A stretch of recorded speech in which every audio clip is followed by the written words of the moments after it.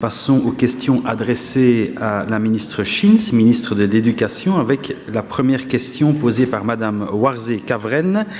Étude de l'OCDE, Effective Teacher Policies et la pénurie des enseignants. Vous avez la parole, Madame la députée. Président, Madame la Ministre, chers collègues, nous avons tous pu prendre connaissance début de semaine de cette étude de l'OCDE intitulée Effective Teacher Policy, relative notamment aux meilleurs moyens d'attirer les jeunes vers les métiers de l'enseignement, et ce, au regard de la pénurie que nous avons aujourd'hui dans notre enseignement. Alors, d'une part, il y a quelques constats qui ont été nommés, je ne vais pas tous les reprendre.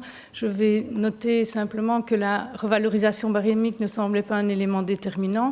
Par contre, les conditions de travail et aussi la revalorisation du métier d'enseignement au sein de l'opinion publique, là, sont des éléments sur lesquels il faudrait travailler.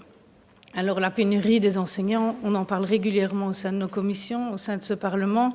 Et donc, aujourd'hui, nous ne pouvons plus attendre les effets du pacte. Il faut qu'on agisse au plus vite.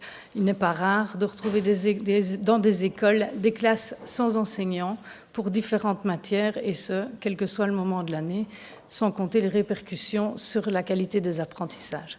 Alors, Madame la Ministre, certaines pistes ont été évoquées. D'ailleurs, notamment vous avez mentionné à un moment la possibilité de rendre les DPPR réversibles. Il y a également notre collègue, M. Anquet, qui a mentionné la possibilité de proposer aux enseignants des heures complémentaires rémunérées, sur base volontaire évidemment. Et alors votre homologue flamand qui, lui, va lancer des plateformes pour permettre aux jeunes enseignants du fondamental de trouver plus facilement un travail et de leur garantir une sécurité d'emploi. Alors voilà, ma question est simple, Madame la Ministre, quelles sont les mesures que vous allez prendre dès la rentrée prochaine pour ne plus se retrouver dans une situation telle que celle qu'on a connue cette année dans nos classes? Je vous remercie. Merci, Madame la députée. La parole est à Madame la Ministre Schins pour sa réponse. Vous avez la parole, Madame la Ministre. Oui, c'est vrai qu'on parle régulièrement de la pénurie en commission et ni le pacte ni moi, nous n'avons une baguette magique par rapport à cet enjeu. Il faut un ensemble de mesures qui doivent être prises, certaines rapidement et d'autres qui prendront un peu plus de temps, pour à la fois attirer davantage d'enseignants au niveau de la quantité, mais, et ça c'est un des éléments importants que le rapport de l'OCDE pointe, également des enseignants de qualité. On y reviendra avec la question de M. Denis. Et je pense que c'est un des éléments importants avec cette réflexion de mettre justement parfois ces enseignants là où il y a aussi le plus de défis. C'est une réflexion qui devra pouvoir arriver quand on aura mis en place peut-être déjà certaines mesures à plus court terme en termes de pénurie. Et donc pour répondre sur les 3 points que vous citez, les DPPR, à mon sens, c'est une mesure correctrice. Ce n'est pas cette mesure qui va permettre d'enrayer la pénurie.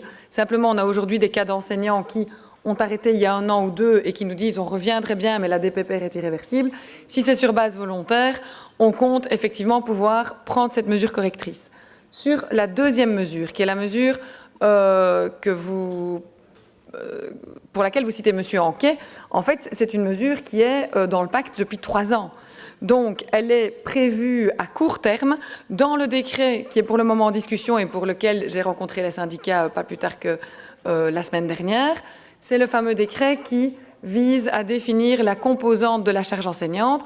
En parallèle à cette mesure de définition de la charge, il y a les heures de pratique professionnelle en moins pour les professeurs de pratique professionnelle et il y a aussi la possibilité d'avoir des heures supplémentaires sur base volontaire aux enseignants qui le souhaitent, rémunérés au-dessus de la plage. Et donc tout ce package fait partie du décret actuellement en discussion. La dernière mesure que vous évoquez, celle des plateformes.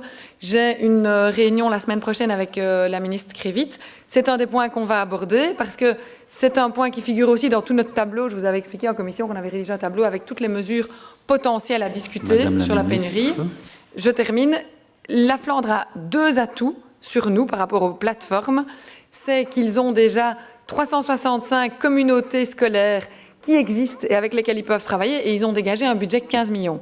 Ça va être mis en route le 1er octobre. Je suis intéressée évidemment de voir mardi prochain avec ma collègue comment elle va opérationnaliser la chose, même si nous n'avons pas des systèmes semblables en tout point. En tout cas, c'est intéressant de voir ça.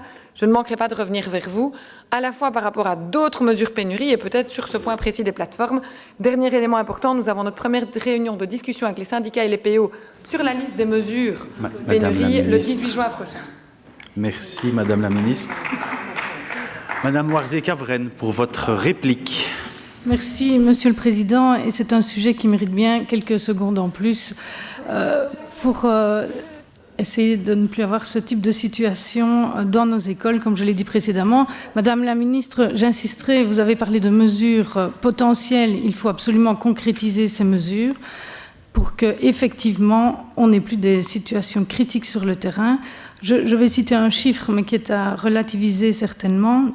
Aujourd'hui, dans les écoles fondamentales, tout réseau confondu et abstraction des différents types d'enseignement et d'enseignants, il y a un enseignant rémunéré en Fédération Wallonie-Bruxelles pour 8 élèves. Et donc, il y a certainement moyen de creuser là aussi pour essayer d'avoir un peu plus d'enseignants sur le terrain. Je vous remercie.